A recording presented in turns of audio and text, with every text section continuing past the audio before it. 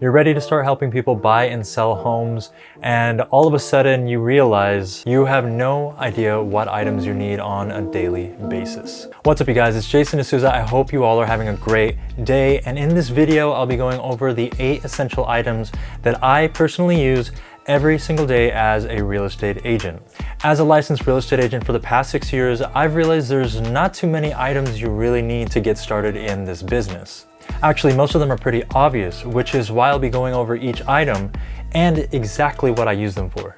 By the way, all of the items that I do talk about in this video will be linked down below in the description, so if you have any questions about them or if you need to reference back to them, they'll be right there. So let's get started. Number 1 and the most important item on our list is our cell phones. Go figure, right? But let me give you a breakdown of how I actually use my cell phone when I work with, let's say, a buyer. First, I give my client a call or text to ask if they've seen any homes on the market that they'd like to see in person. If yes, then I contact the real estate agent for that property and I set up an appointment. Once the appointment's been set, I then use my GPS app called Waze to get me to that property. There's a few reasons why I like this GPS app.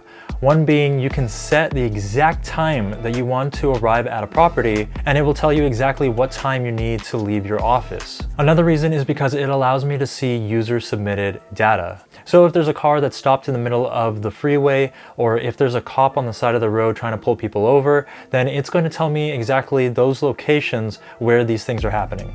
Once I get to the house, I then use the Supra e-key on my phone, which allows me into the electronic Supra lockbox, which gives me access to all the keys that I can use throughout the property to open doors. When I'm at certain properties, I then use the camera app to take photos and pictures of me showing my clients around in properties, and I use that material as marketing material. I can then post on Instagram, Facebook, LinkedIn, and any other social media platforms that you can think of. This in turn gives me credibility because it shows other buyers and sellers that I'm actively working as an agent and I'm helping people see properties, and eventually these people that are viewing my stories and posts on social media will then reach out to me. The awesome thing about this is once you start posting material like this consistently, people will start to take notice and then they'll start reaching out to you by themselves. So that's how I help my buyers when I go show them properties. But you can also use your phone to help your sellers. Your phone can also help sellers when you post marketing material of their house once you list it. You can also use it to come up with a net sheet so that your sellers know how much money they'll make at the end of the sale.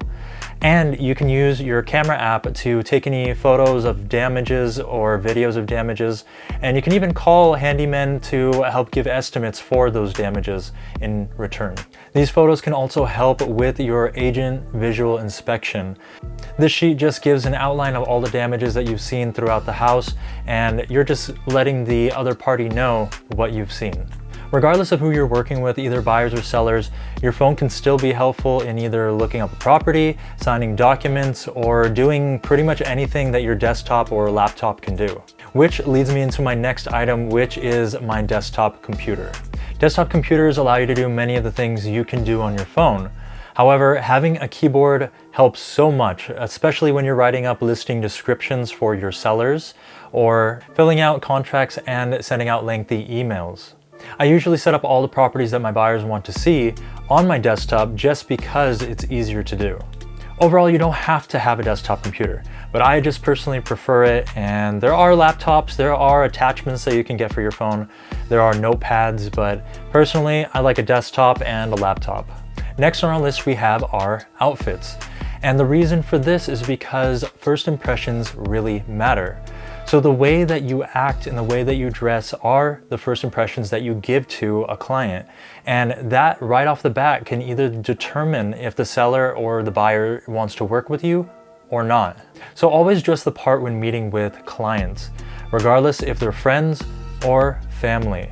And of course, first impressions do matter, which leads me to number 4, which is what you drive. Your car is very important when it comes to working with clients. Besides seeing what you look like, how you dress, and what your personality is like, they're going to see what you drive. We tend to use our cards for several reasons, some being showing properties to buyers, meeting sellers at their homes, going to office meetings, doing open houses, and the long list of other things that we use our cars for. But in this business, it's always nice to have a presentable car. That doesn't mean it has to be the most expensive, but it should do the basics and also show that you're doing at least well in this business. If you can't upgrade right now, that's completely fine. And let me give you an example. For the last 5 years of being a real estate agent, I was using my 2005 Toyota Camry. And I was extremely embarrassed to drive this thing. The speakers in the back were blown out, the headliner was coming down in the back seat, and I actually had to get it repainted because someone keyed my car a long time ago. But last year, after driving my amazing but yet sad looking Toyota Camry, I was finally able to purchase a Tesla Model 3 long range. Not only was I able to use it for my tax write-offs, but it was flashy enough for me to show other people that I was successful, I was doing well in this business. Plus, I didn't have to go to the gas station anymore, so that was nice. When I started posting pictures of my new car, I noticed that my views on my posts on Instagram and Facebook and everywhere else I was posting were going up. So I knew that people started to take notice of me and realize that I was doing well in this career. And what I also noticed was that more people were actually starting to reach out to me.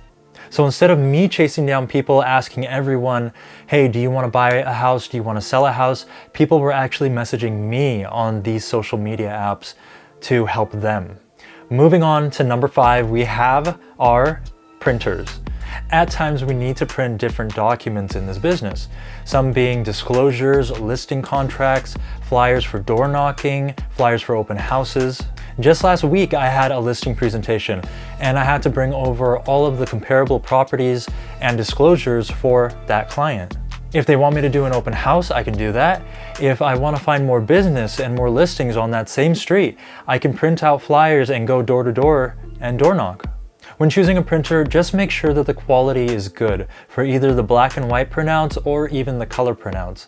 Especially for the color printouts, when you do door knocking and you have a picture of the house on there, it looks great when the quality of the photo shows nicely. Next, we have number 6, which is my pad folio. And this is just a binder. You can see that it's zipped.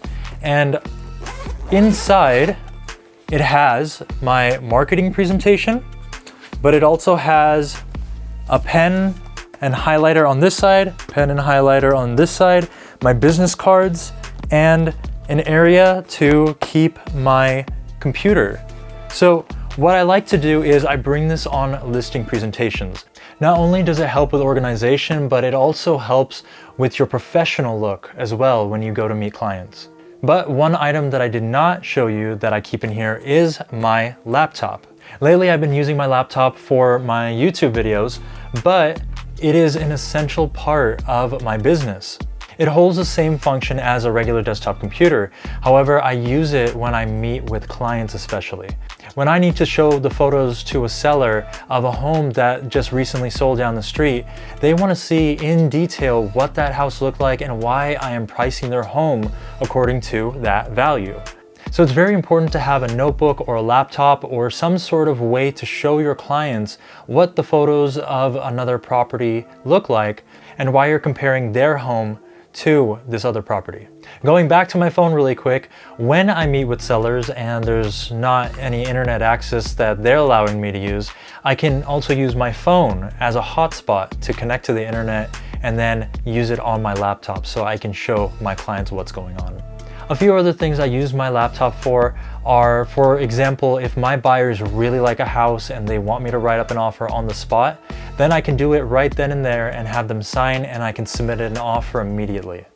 Another thing I can use my laptop for is if I'm doing an open house and I don't want to have a write-in sheet, but I can actually set up something on my laptop where people can just type in their names, phone numbers, and email addresses. And it is considered a bit more convenient for people to do it that way, just so that they're not writing something down. And last on our list, number 8, we have our business card holder. And this is the one that I have. As you can see, it's just a business card holder. And there you go. So This is very important because it helps me with meeting new clients. And so when I meet new people, whether it be at the gym or out on the road, I always have a business card to hand to them. In fact, I actually bought a metal business card holder because I would run into so many people at the gym that were interested in getting my card. But because I didn't have them on me, I wouldn't bring them into the gym with me. It just became so inconvenient. So I bought one of these metal business card holders, and ever since then, as soon as somebody knew that I was in real estate, I would just pop that out, give them a card, and they were on their way. All right, guys, those were the 8 essential items that I use as a real estate agent every day. I hope this video helped you understand why I chose those items and how they are important. But overall, every single one of these has helped me in my real estate journey. If you enjoyed this video, please leave a like. If you have any questions, don't forget to leave them in the comment section below. And if you haven't already subscribed, I would really appreciate it. And don't forget to hit the notification bell. And on that note, I will see you all in the next video.